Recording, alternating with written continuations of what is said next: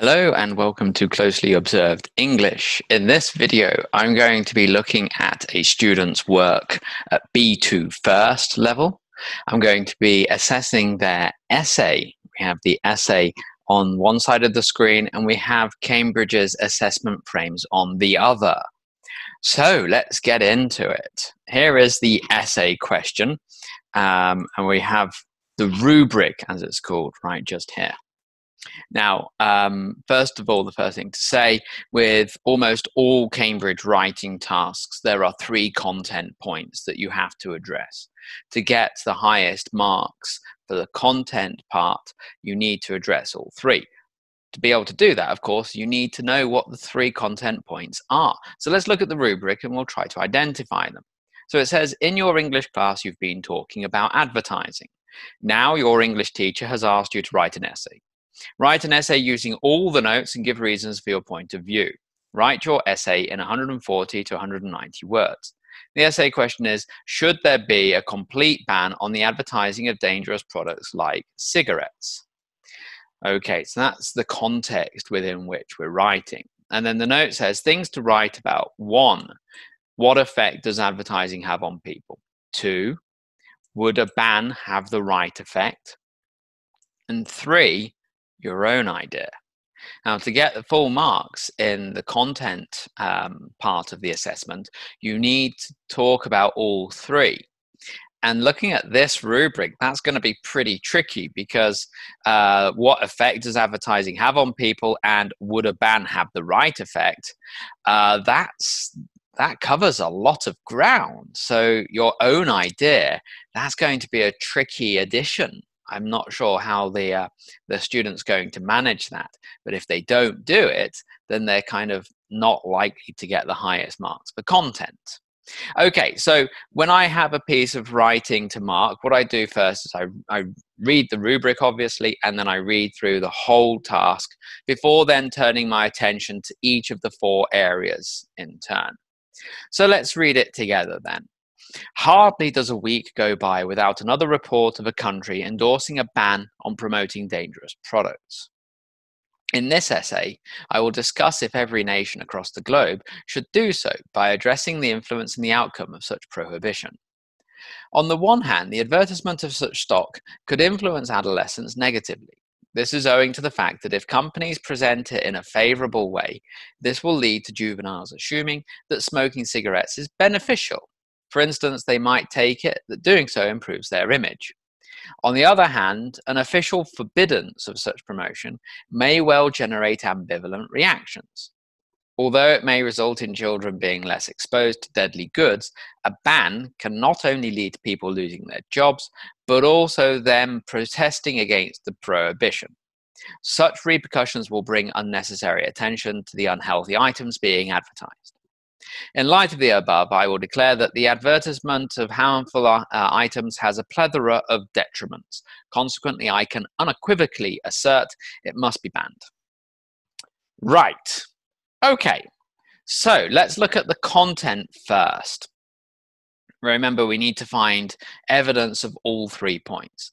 What effect does advertising have on people? I would say that's covered in this paragraph. It can have a negative influence, the student suggests. And they back that up with a good reasoning. And then they have, would a ban have the right effect? This paragraph talks about that. On the other hand, an official forbiddance of such promotion may well generate ambivalent reactions. Okay. So the effect could be that children are less exposed to deadly goods, but a ban can lead to people losing their jobs and protests. So that would bring unnecessary attention to the unhealthy items being advertised. I mean, that's a great point, that just talking about things like cigarettes and whether people should see advertising or not, that is a form of advertising for cigarettes. So I think that's a really clever point. But now we have a bit of a problem, because then the conclusion here, this is a summary statement of the student's position. So for me, that means that only 2 of the 3 content areas have been addressed. And that would lead me to believe that we're looking at band 3. Minor irrelevances and or omissions may be present, so 1 point out of the 3 is not really covered. Target reader is on the whole informed rather than fully informed. I would say that it's around that sort of area. I could be wrong. You know, Cambridge provide this framework, and it's a great framework to follow, but how they interpret the framework is a little bit beyond my pay grade. So in terms of treating the content then and getting a little bit further in, what can we do? Well, first of all, the biggest problem with FCE writing is the word limit, 140 to 190 words. You can go up to about 200. They give you about a 10% cushion, let's say. But if you go to 250, what they'll do is they'll reach about 210 maybe, draw a line. Anything after that doesn't get counted for the assessment. So that means if you are covering content after that line, you're back to where you started. You don't cover enough content in that time, they would say, no, sorry. And that will bring your content back down to about a 3 instead of maybe a 4 or a 5. One thing that we could do here is to maybe not worry so much about this kind of summary position at the end. So at the end, it says, in light of the above, I will declare that the advertisement of harmful items has a plethora of detriments. Consequently, I can unequivocally assert it must be banned. So that whole paragraph, those 2 long sentences full of words, that's eaten into the word count, and it's made it impossible to introduce content point 3. There's no space left. So I would take it out. I would also maybe shorten the introduction a bit and get into the essay faster. So what could that third point be? Well, like I said at the start, this is a tricky one because the things to write about that have already been presented, that's most of it, isn't it? Maybe you could do something about freedom of speech, that advertising is a form of freedom of speech. So you could say that, for example, at the end, you could say, while these dangerous products carry many consequences, perhaps banning advertising for them will create a crisis in freedom of speech. If you can ban one form of speech, maybe you can ban others. And what will that lead to? And that could be then the concluding remark. It would certainly then mean that you've covered all 3 points. And if you cover all 3 points, then you're looking at lifting your content mark higher. For me, the content mark is the most achievable mark. If you're a student who wants to get a higher grade in their exam as quickly as possible, improving your content is probably the easiest way to do it in the short term. The other 3 areas require a lot of work for you to be able to make significant improvements. But just getting on task and staying on task can take you from a 3 to a 4 or a 5 in the content in a week with practice and with feedback. Okay, so now let's look at the communicative achievement mark. I'm going to start at band 3 and see if it fits that. So it says, uses the conventions of the communicative task to hold the target reader's attention and communicate straightforward ideas. So conventions of the task, this is an essay, so it needs to present an idea and support that idea with evidence. The student's done a good job of that. They've presented each idea and they've given evidence to support it. They've given a reason. So that's good. Hold the target reader's attention. Yes, maybe not perfectly, because, and I'll get back onto this a little bit more on the language. Some of the word choices are, for want of a better word, maybe clumsy a little bit, trying too hard. It sounds horrible of me to say. We'll come back to that in a moment, though. You'll see what I mean. And communicate straightforward ideas. I would say that for this level, they've gone further than that. I would say we're looking more towards band 5, where we have straightforward and complex ideas. And what I mean by that is, especially towards the end of the 3rd paragraph, as I mentioned before, I like this idea of the unnecessary attention to the unhealthy items being advertised. I think that's very good. So for communicative achievement, I'm going to put it around a 4. Maybe yeah, around a 4. It's hard to say if it would be low or high 4. It doesn't really matter because there's no such thing as 4.5 in the exam. But my grade would be around that sort of area. So that brings us to organization.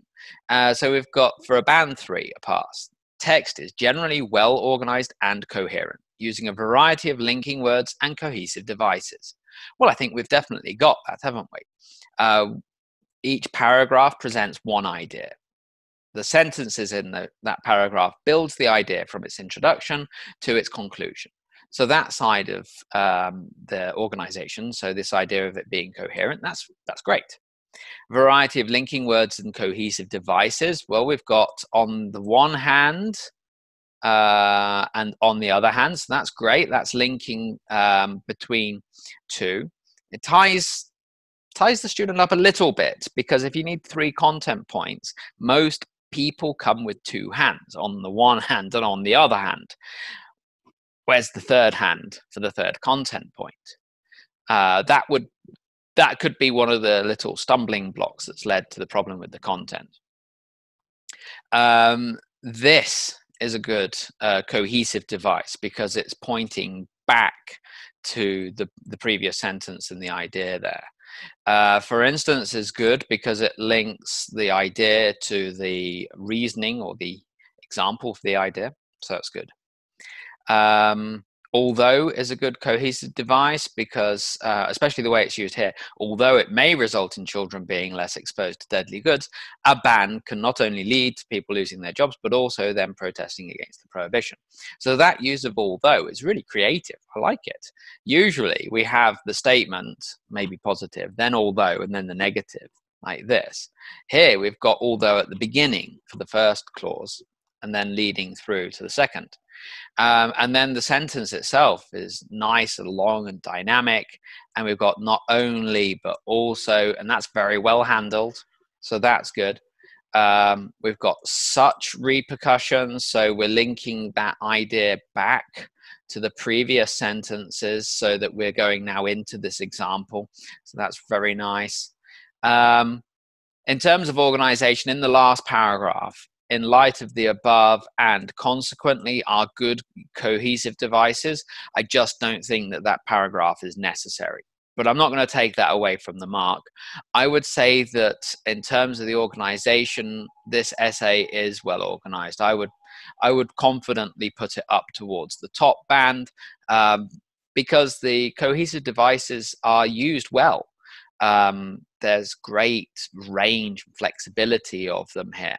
Okay, so far we've definitely got ourselves a pass with all of this, regardless of what happens with the language. Remember, we need band 3 overall to get a pass, and well, we're on track for that, aren't we, just as an average. So then let's have a look at the language component. And I think it is actually really great in Cambridge exams with the writing that language is only one component out of the 4. I think that's so important, but I don't think that many students understand it, and I don't think many teachers tell them about this. I think that teachers become fixated on the language aspect of writing, and they spend too much time worrying about adding sophisticated grammar, sophisticated vocabulary, and that leads to an essay that looks and sounds like this. So this is where I really want to talk about the choice of language, because I think we have here a talented, capable student who needs help with style. Okay, so let's start with band 3. Uses a range of everyday vocabulary appropriately with occasional inappropriate use of less common lexis. So we're going to concentrate on the words appropriately and inappropriate. We're looking at lexis, not grammar right now.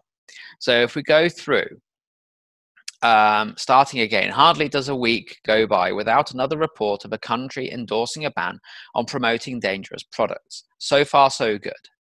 In this essay, I will discuss if every nation across the globe should do so by addressing the influence and the outcome of such prohibition.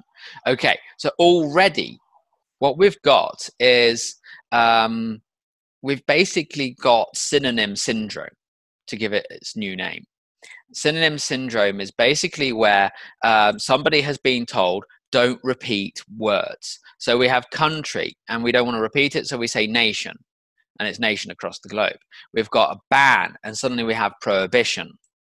Then we've got, on the one hand, the advertisement of such stock for dangerous products. Well, stock is an inappropriate word choice here. Stock is, for example, when you go to a shop and you want to buy something, you see maybe a washing machine on display. You're not going to buy that washing machine. You're going to buy that model. So you say to the sales assistant, hi, do you have this in stock? As in, do you have it in your warehouse or at the suppliers or something like that? So the use of the word stock here, I don't think fits the context. So it's an inappropriate use of less common lexis. So that's fine for band 3. But if we start looking at band 5, well, here it says uses a range of vocabulary, including less common lexis, appropriately. So we're not looking at appropriately yet. Okay, so what else have we got for synonym syndrome?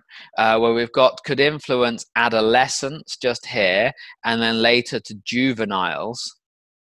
So again, we've got 2 different words unnecessarily, I would say. I think the students run into a problem in this sentence. This is owing to the fact that if companies present it in a favorable way, this will lead to juveniles assuming that smoking cigarettes is beneficial.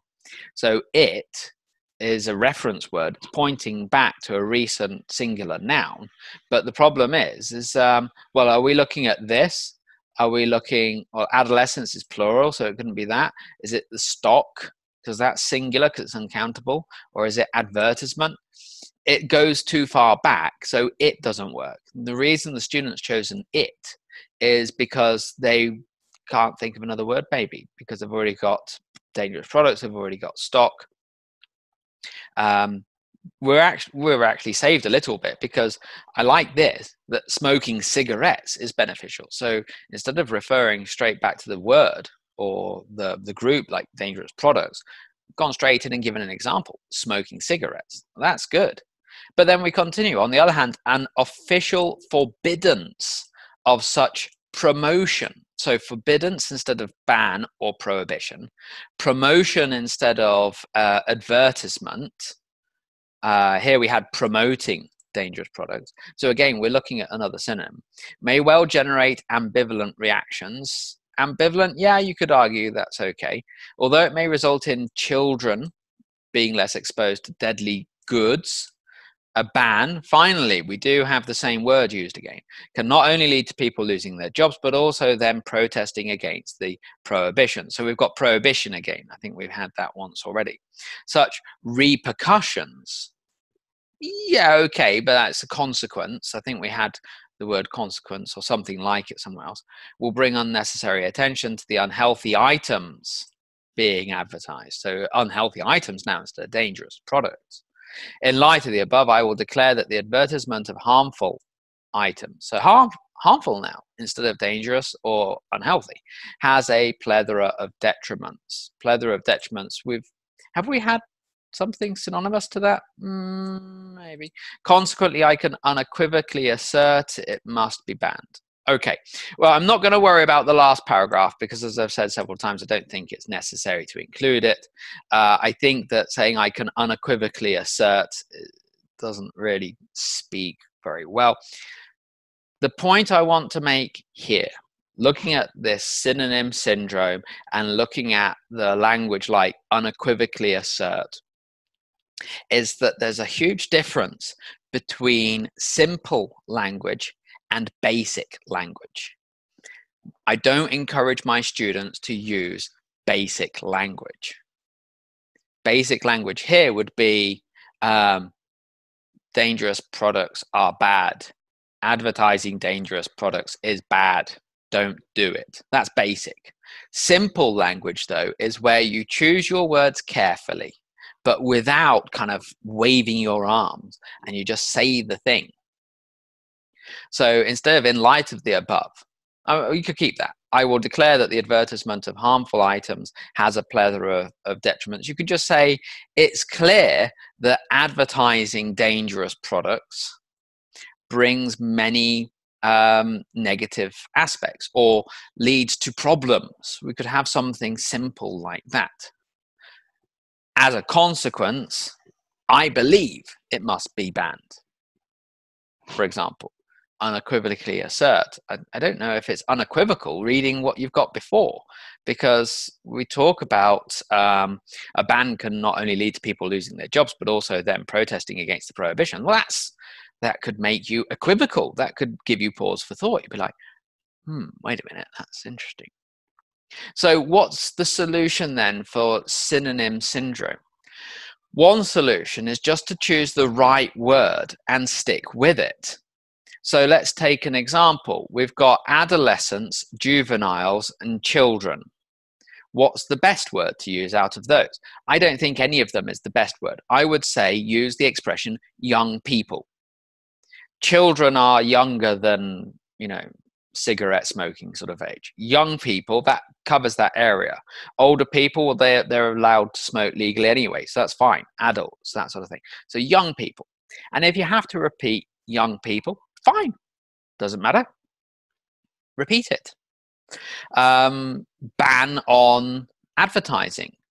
Okay, switch advertising to advertisement, and that's it.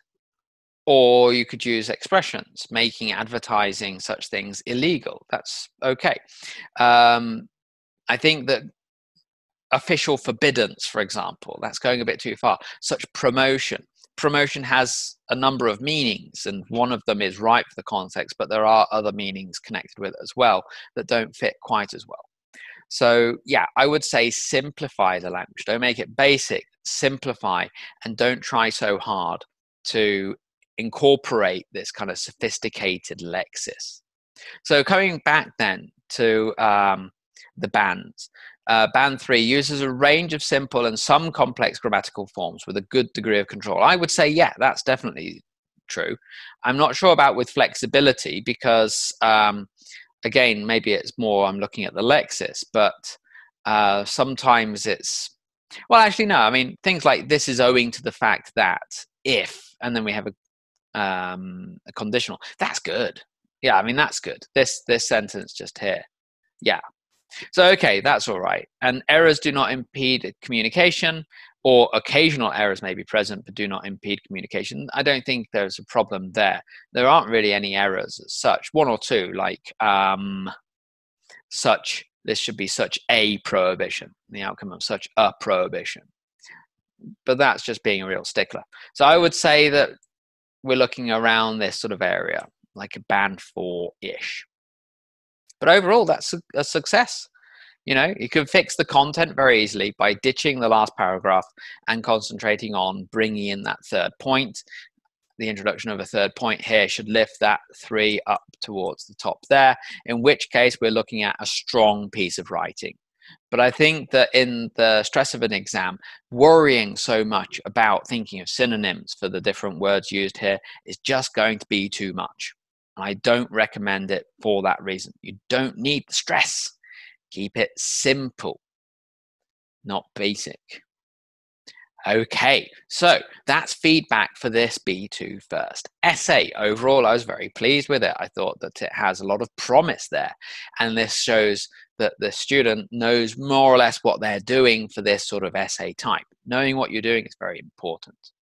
If you would like to receive feedback on any of your writing for the Cambridge exams, then you can send me writing like this with the rubric, and I will give feedback on it for free in exchange for permission to make a video like this. Or alternatively, if you're not happy with that sort of thing, I do the same thing but privately, and for that I charge €5. If you go to my Facebook page, you will be able to get in touch with me very easily there, and I can give you more details for things like that. But I've got everything down below in the description. So if you enjoyed this video, if you thought it was useful, please think about liking it and subscribing to the channel. And until next time, thank you very much.